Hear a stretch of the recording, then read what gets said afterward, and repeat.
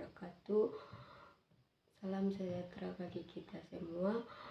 Perkenalkan, nama saya Caria Panifat dari Fakultas Ekonomi dan Bisnis, program studi Ekonomi Pembangunan. Di sini saya akan menjelaskan materi tentang ANOVA.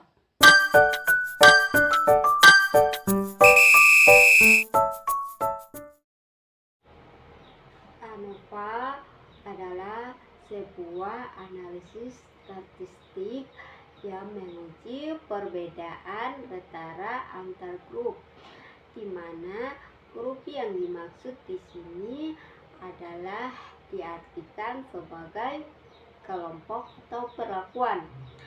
ANOVA ditemukan dan diperkenalkan oleh seorang ahli statistik yang bernama Ronald Fisher. ANOVA juga merupakan singkatan dari Analysis of Variance. Apa sih Analysis of Variance?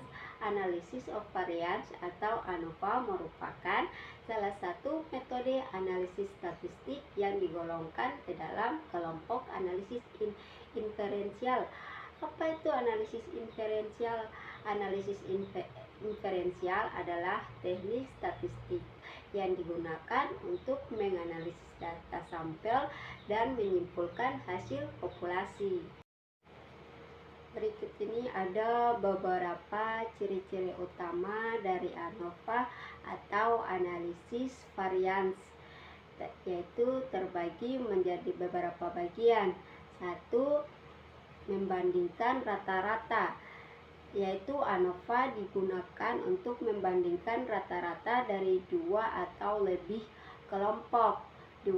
Variabel dependen dan independen, yaitu memiliki satu variabel dependen yang diukur dan satu atau lebih variabel independen yang mempengaruhi.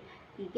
Asumsi normalitas, yaitu data dari setiap kelompok harus terdistribusi normal untuk validitas hasil. 4.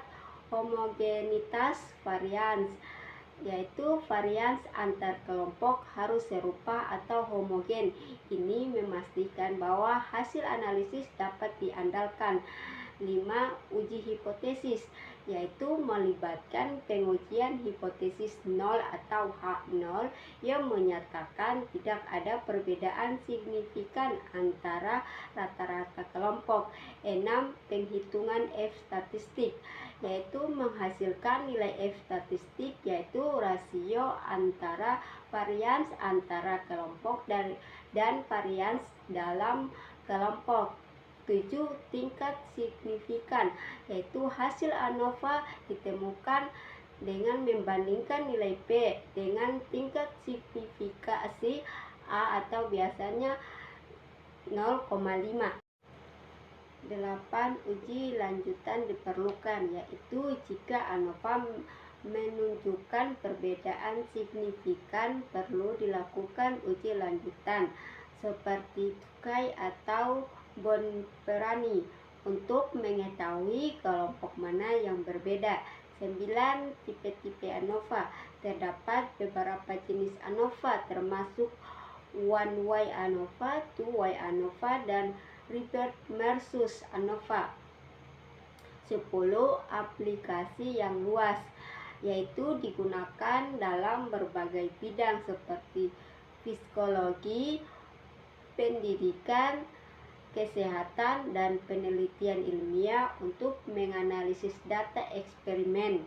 Ciri-ciri ini membantu dalam memahami kapan dan bagaimana ANOVA sebaiknya digunakan dalam analisis data. Adapun langkah-langkah dalam ANOVA. Langkah-langkah ANOVA ini terbagi menjadi beberapa bagian. 1. Hipotesis. Hipotesis di sini terbagi menjadi dua, yaitu hipotesis nol dan hipotesis alternatif. Hipotesis nol atau H0, yaitu tidak ada perbedaan signifikan antara rata-rata kelompok. Sedangkan hipotesis alternatif atau H1, yaitu ada perbedaan signifikan antara rata-rata kelompok. 2. Pengumpulan data, yaitu kumpulkan data dari kelompok yang akan dibandingkan. 3. Hitung varians, yaitu hitung varians antar kelompok dan dalam kelompok. 4. Hitung F statistik, yaitu bandingkan varians antar kelompok dengan varians dalam kelompok. 5. Tentukan nilai P, yaitu bandingkan nilai P dengan tingkat signifikasikan atau misalnya 0,5 untuk menentukan apakah H0 dapat ditolak. 6. Kesimpulan, yaitu berdasarkan hasil tentukan apakah ada perbedaan signifikan antar kelompok. Selanjutnya, aplikasi ANOVA, penelitian di bidang psikologi, pendidikan, kesehatan, dan ilmu sosial untuk membandingkan efek dari perlakuan yang berbeda dalam industri untuk menguji kualitas produk dari berbagai proses. Dalam artikel mengenai analisis varians atau analisis seragam, terdapat 2 analisis berdasarkan kebutuhannya, yaitu ANOVA 1 arah dan ANOVA 2 arah, di mana ANOVA 1 arah adalah metode statistik yang digunakan untuk membandingkan rata-rata dari 3 kelompok atau lebih yang berbeda berdasarkan satu variabel independen. Terus ANOVA 2 arah. ANOVA 2 arah adalah metode statistik yang digunakan untuk membandingkan rata-rata dari 2 atau lebih variabel independen terhadap satu variabel dependen. Adapun keterbatasan ANOVA, yaitu 1. Memiliki asumsi bahwa data harus terdistribusi normal dan varians antar kelompok harus homogen. 2. Tidak memberikan informasi tentang kelompok mana yang berbeda. Untuk itu perlu dilakukan uji selanjutnya seperti Tukay atau Bonferroni. Kelebihan ANOVA. Kelebihan dari ANOVA adalah ANOVA dapat menguji perbedaan lebih dari 2 kelompok berbeda dengan independen sampel T yang hanya bisa menguji perbedaan rata dari 2 kelompok saja. Ciri khas ANOVA. Jadi ciri khas ANOVA adalah adanya satu atau lebih variabel bebas sebagai faktor penyebab dan satu atau lebih variabel respon sebagai akibat atau efek dari adanya faktor. Contohnya penelitian yang dapat menggambarkan penjelasan ini, adakah pengaruh jenis bahan bakar terhadap umur torak mesin? Dari judul tersebut jelas sekali bahwa bahan bakar adalah faktor penyebab, sedangkan umur torak mesin adalah akibat atau efek dari adanya perlakuan faktor.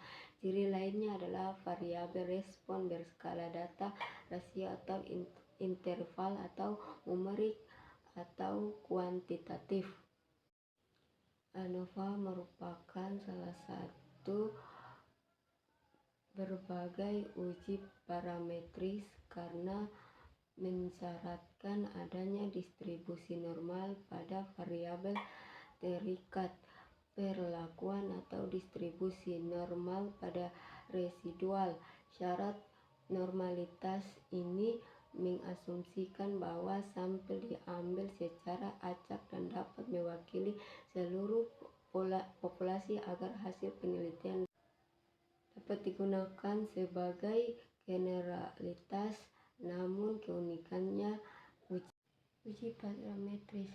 Yang dimaksud dengan uji parametris adalah metode statistik yang digunakan untuk menguji hipotesis mengenai parameter populasi seperti rata-rata atau proporsi dengan asumsi bahwa data yang digunakan mengikuti distribusi tertentu, biasanya distribusi normal. Uji ini sering digunakan ketika ukur sampel cukup besar sehingga dapat diandalkan untuk menghasilkan estimasi yang akurat. Jadi kesimpulannya yaitu ANOVA adalah alat statistik yang penting untuk mengevaluasi perbedaan antar kelompok, membantu peneliti dalam mengambil keputusan berbasis data. Mungkin itu saja yang bisa saya sampaikan, kurang dan lebihnya saya mohon maaf. Saya akhiri dengan wassalamualaikum warahmatullahi wabarakatuh.